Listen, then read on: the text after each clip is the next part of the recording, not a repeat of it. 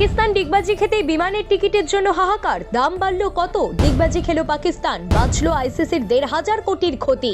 ভারত ম্যাচে ইউটার্ন পাকিস্তানের, আকাশ ছোঁয়া বিমান ভাড়া। ভারত পাক ম্যাচ ঘোষণায় টিকিটে হাহাকার, 10,000 থেকে 60,000 টাকা।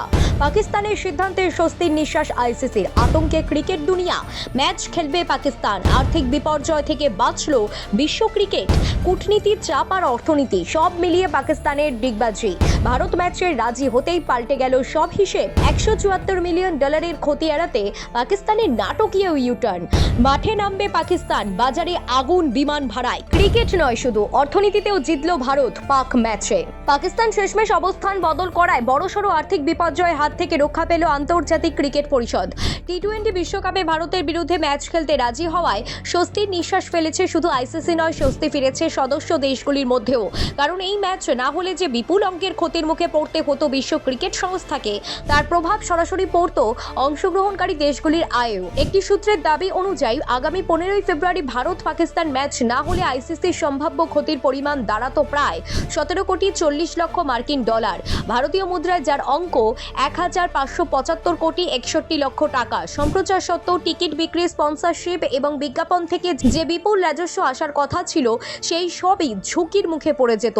সূত্র জানাচ্ছে, শুধুমাত্র সম্প্রচারকারী সংস্থা, টিকিটের অর্থ ও স্পন্সরশিপ মিলিয়েই সম্ভাব্য মোট ক্ষতির অঙ্ক ছিল প্রায় $174 মিলিয়ন। এই আর্থিক বিপর্যয় এড়ানো সম্ভব হয়েছে পাকিস্তানের ডিগবাজি খাওয়ার সিদ্ধান্তের ফলেই। বিশ্বকাপে ভারতের বিরুদ্ধে ম্যাচ না খেলার অবস্থান থেকে সরে এসে অবশেষে খেলতে রাজি হয় পাকিস্তান সরকার। সোমবার রাতে এই সিদ্ধান্তের কথা আনুষ্ঠানিকভাবে জানানো হয়। এদিকে ভারত ও পাকিস্তান ম্যাচের ঘোষণা হওয়ার কয়েক মিনিটের মধ্যেই শুরু হয়ে যায় অন্য এক হাহাকার বিমানের টিকিট নিয়ে। মুম্বাই কলম্বো বিমানের ভাড়া 1,10,000 টাকা থেকে বেড়ে গিয়ে পৌঁছে যায় প্রায় 60,000 টাকায়। ম্যাচ ঘোষণার সঙ্গে সঙ্গেই ক্রিকেট প্রেমীদের ভিড়, বুকিংয়ের চাপ এবং চাহিদার জেরে আকাশ ছোঁয়া হয়ে ওঠে টিকিটের দাম। ঘটনা প্রবাহ অনুযায়ী সোমবার রাতে পাকিস্তান সরকার জানায় যে নির্দিষ্ট সূচি অনুযায়ী বিশ্বকাপে তারা ভারতের বিরুদ্ধে ম্যাচ খেলবে। পাকিস্তানের প্রধানমন্ত্রী শাহবাজ শরীফের সঙ্গে বৈঠক করেন পাকিস্তান ক্রিকেট বোর্ডের চেয়ারম্যান মহসিন নকভি। তার আগে নকভির বৈঠক হয় আইসিসি এবং বাংলাদেশ ক্রিকেট বোর্ডের প্রতিনিধিদের সঙ্গে।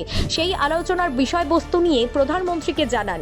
নকভির বক্তব্য অনুযায়ী বাংলাদেশ ক্রিকেট বোর্ডের পক্ষ থেকে প্রথমে পাকিস্তানকে অনুরোধ করা হয় ভারতে ম্যাচ খেলার জন্য। একই ধরনের অনুরোধ আসে সংযুক্ত আরব আমিরশাহী ও শ্রীলঙ্কার তরফ থেকেও। একাধিক বন্ধু দেশের এই অনুরোধের পরেই পাকিস্তানের শীর্ষ নেতৃত্ব অবস্থান বদল করে ম্যাচ খেলার সিদ্ধান্ত নেয়। পাকিস্তান সরকার তাদের বিবৃতিতে জানায়, বিভিন্ন আলোচনার নির্যাস এবং বন্ধু দেশগুলির অনুরোধের ভিত্তিতে পাকিস্তান সরকার ক্রিকেট দলকে ভারতের বিরুদ্ধে মাঠে নামার নির্দেশ দিয়েছে। ক্রিকেট সংস্কৃতি রক্ষা করা, সদস্য দেশগুলির মধ্যে সম্পর্ক বজায় রাখা এবং ক্রিকেটকে আরও জনপ্রিয় করে তোলাই এই সিদ্ধান্তের লক্ষ্য। একই সঙ্গে বাংলাদেশ ক্রিকেট বোর্ডের তরফ থেকে পৃথক বিবৃতিতে আনুষ্ঠানিকভাবে পাকিস্তানকে ভারত ম্যাচ খেলার অনুরোধ জানানো হয়।